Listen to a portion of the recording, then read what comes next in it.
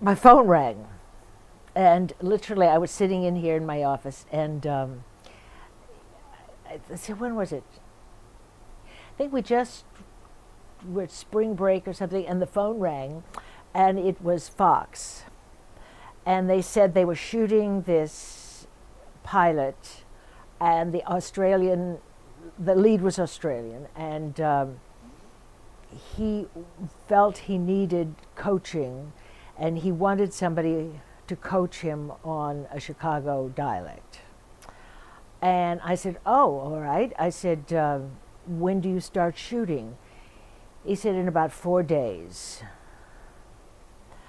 And could you work with him? And I said, "Well, and I said, I guess so." I said, "But I'm teaching this quarter, and and they said, well, we'll work around everything." And he said, "Would you?" So I said, "Why don't you two get together?" And he's at the Four Seasons Hotel. And I said, "You will pay for my parking." I said, "You've got to pay for my parking as well." Oh, yes, we'll pay for everything.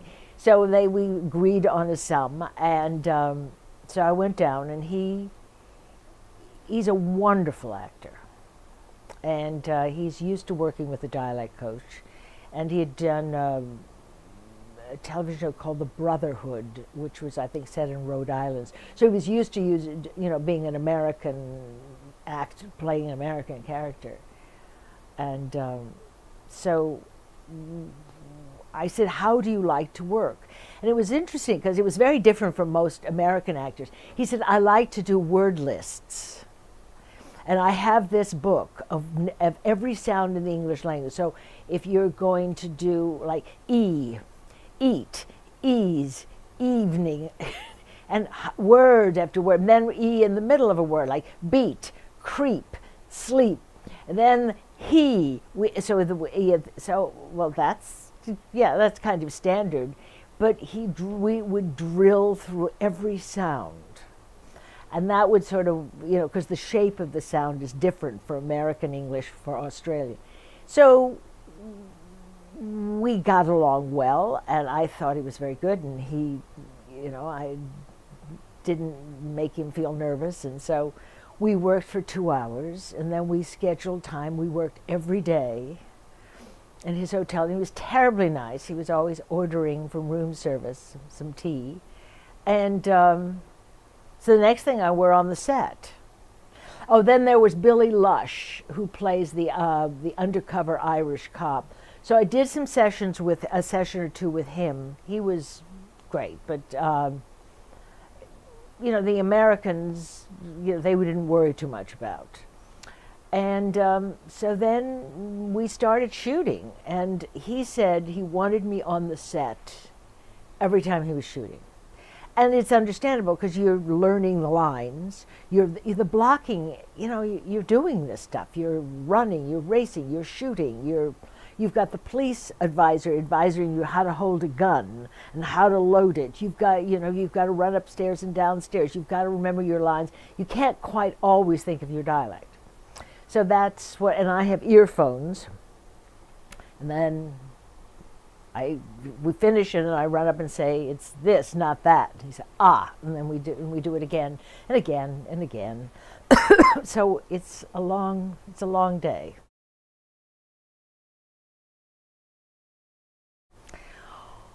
Well, he's an extremely well-trained actor. When I say well-trained, Jason told me that he had played Hamlet to Kate Blanchett's Ophelia. So he had also played Ferdinand to her with Miranda. So they were in drama school, I think, sort of the same time. He's extremely well trained, so he understands what the whole process is. He's very easy to work with, but there were times in which Chicago was sort of puzzling, but when you explained it what it was, he was pretty open to it.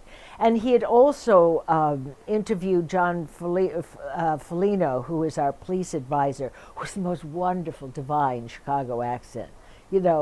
So he would at first have John record everything in his own dialect, and then would sort of analyze what that was. And then it was a question like, did Fox, how far they wanted to go with it. And then I think that Sean Ryan, who's the producer and director and writer, he really, I mean, he wanted it Chicago, but not specifically South Side or specifically North Side, although he has a preference for the White Sox over the Cubs, a strong preference. But that's sort of how it was.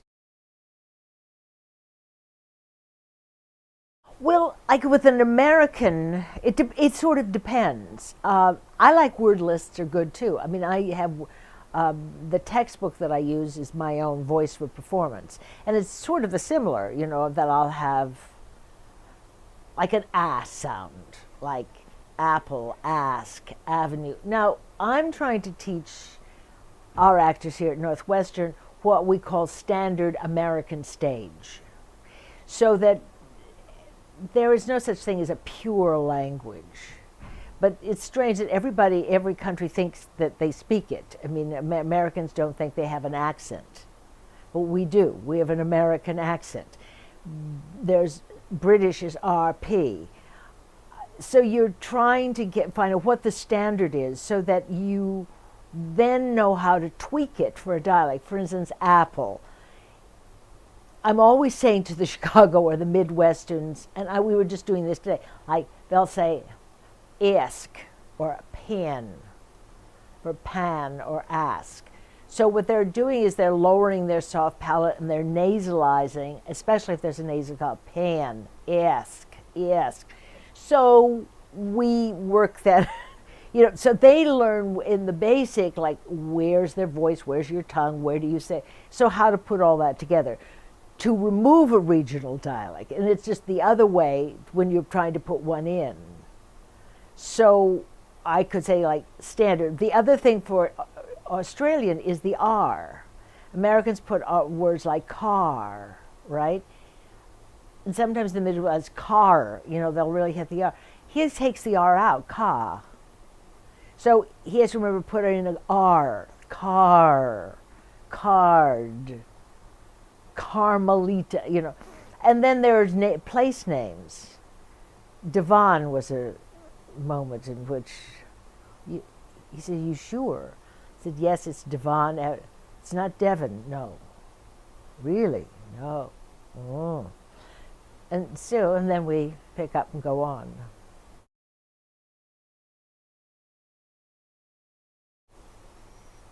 I think Chicago's kind of hard. I just got a call from a theater in Florida that was wanting me to, I've got to call them back, but they're doing Superior Donuts. And again, that's a very Chicago working class.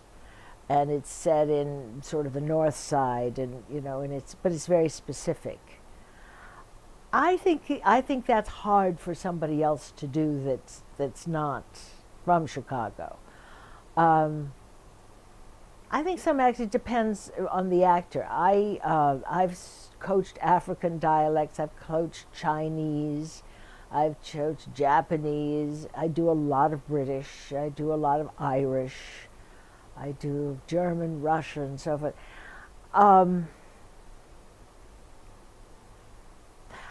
I guess one of the hardest was when we did Homebody, Kabul, the Afghan, and although that wasn't so hard, but it's just finding, especially the actors who can do the back of the tongue sort of sounds.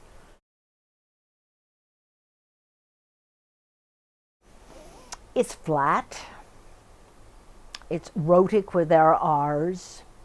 The T, because an accent comes from other languages, so that you had a lot of Polish, and the character of Jarek Wasaki, he's like a Polish American, is 2 generations removed. So the T, the kind of, there's the super fans, of Spanish, like the Bears, the Bulls, that there's a kind of upward inflection. There are the ass sounds, ask, stand, but it's not, it's flat. It doesn't have the kind of New York sort of minor key, which came from Yiddish. So New York, because occasionally we'll have actors who would come on the set, and they're very strong New York. They're doing New York, which is not Chicago. So we'd have to take, and they were great taking that out, you know. But some of you listen, oh no, that's not Chicago.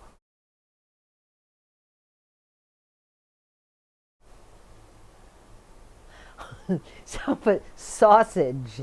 There was one in which somebody watched that first series, and they said to me, I don't know who, they just sent me an email. It's sausage, not sausage. But I listened to it again, and I thought, he's saying sausage, but he wasn't quite the sausage that they wanted, sausage.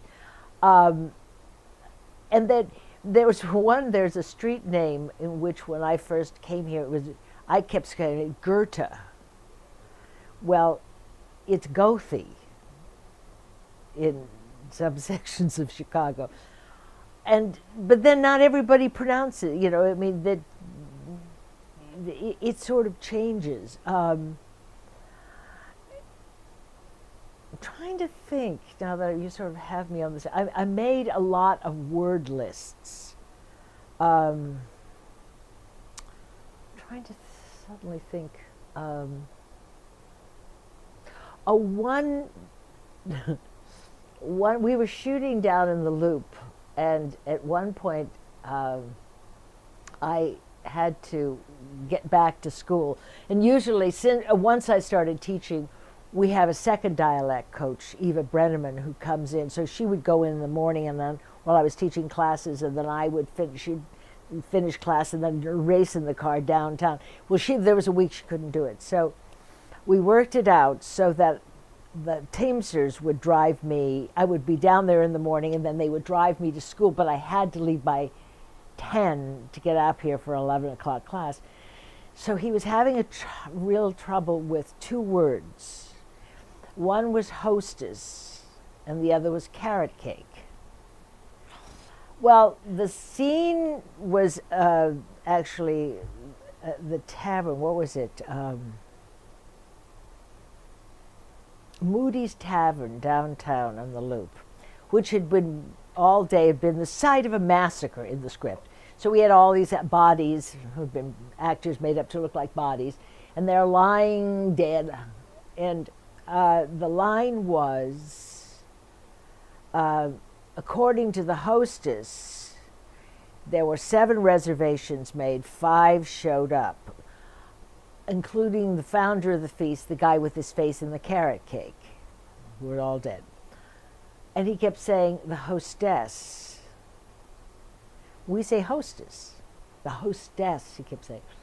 And British English is carrot, the carrot cake, rather than the carrot cake. So time was going, and we kept saying over and over again, we were shooting, no, carrot, carrot, carrot? You sure? Yes, carrot cake. And then he'd say the hostess. And so it's British English, it's hostess, and ours is hostess. So finally, it was desperate. The Teamster guy, his name was Pirate. Pirate was waiting to drive me to Northwestern, and so I asked John Felito, the police advisor. He said, "Don't worry, Linda, I got it. Hostess carrot cake, you're up." So, you know, he got it fine, you know, but, you know, but it'll be funny words like that you won't expect.